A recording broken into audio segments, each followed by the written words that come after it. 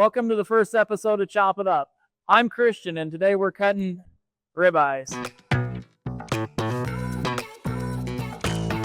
You're originally from Clarion. What brought you to Sioux Center in the first place? I used to work with Fairway, and I transferred around with them a lot, and I ended up at the store here in Sioux Center. What kind of cuts do you get out of this carcass? With beef, we get pretty much all the cuts. You get the good cuts. You get ribeyes, New Yorks, beef tenderloin, T-bones, porterhouses, sirloins, round, which you can make round steaks, stew beef. We also have sirloin tips out of there. It's pretty much a lot of cuts. Since you're a big fan of the Seattle Seahawks, why didn't Pete Carroll just hand the ball to Marshawn Lynch on the 1-yard line? I guess they were out of Skittles that day. I couldn't sleep that night, so yeah, that's a hurt fair run.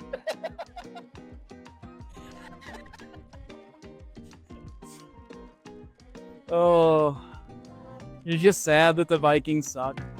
Any tips for cutting raw meat? The biggest thing for raw meat is to ask questions, watch videos, ask your local butcher. That's one of the things that we do really well here. We always have somebody on staff that can answer questions for you. You're going to make mistakes, but that's how you learn, and you'll just potentially get better and better and find out what you really like, what you're really good at. Anything on your bucket list that you want to check off this year? Hopefully we're going on a cruise eventually. I want to see the Caribbean a little bit more, so that's kind of what I'm going to try to do this year. So, and catch a really big crappie this summer. That's probably the two things I want to do.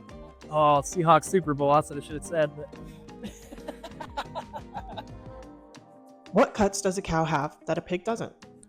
pretty much you get almost all the same cuts. They're just named something different, and on the beef they're a lot bigger than the pork. There isn't really too many that are really different. I'd say probably the biggest ones are like your belly meats, your skirts, and your flanks, that they just aren't big enough on a pig to really amount to anything, but on a cow they're bigger cuts. So flank and skirt are probably the two ones that you hear about the most. And then I use a lot of beef stomachs for Hispanic cooking. That'll be the other ones that don't really get used on pork like they do on beef.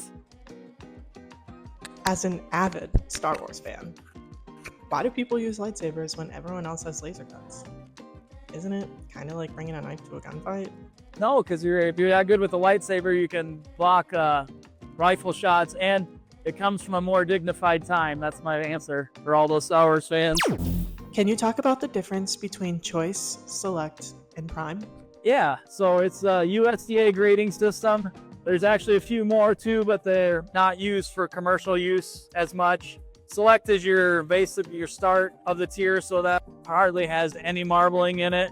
Usually tends to be a little tougher on the leaner cuts, and then it goes up to your next tier, which is choice, a little bit more marbled. That's what most of the nicer restaurants and the nicer meat shops will carry, the choice meats, because you'll notice the difference. And then prime is the top grade, has the most marbling, so you're going to get the best flavor, the best taste out of those higher end cuts. Final question. This is really important. If you had to choose, would you prefer Guy Fieri's Frosted Tips or Justin Timberlake's Ramen Noodle Perm to sport for the rest of your life? That's a tough one. My dad would tell me I'd want the Guy Fieri Frosted Tips, but I don't know.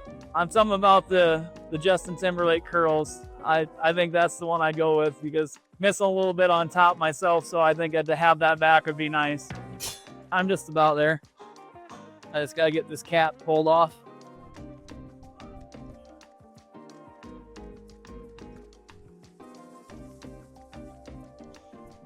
And there's your really nicely marbled ribeye. Thanks for joining us on Chop It Up. I'm Christian, and we'll see you next time.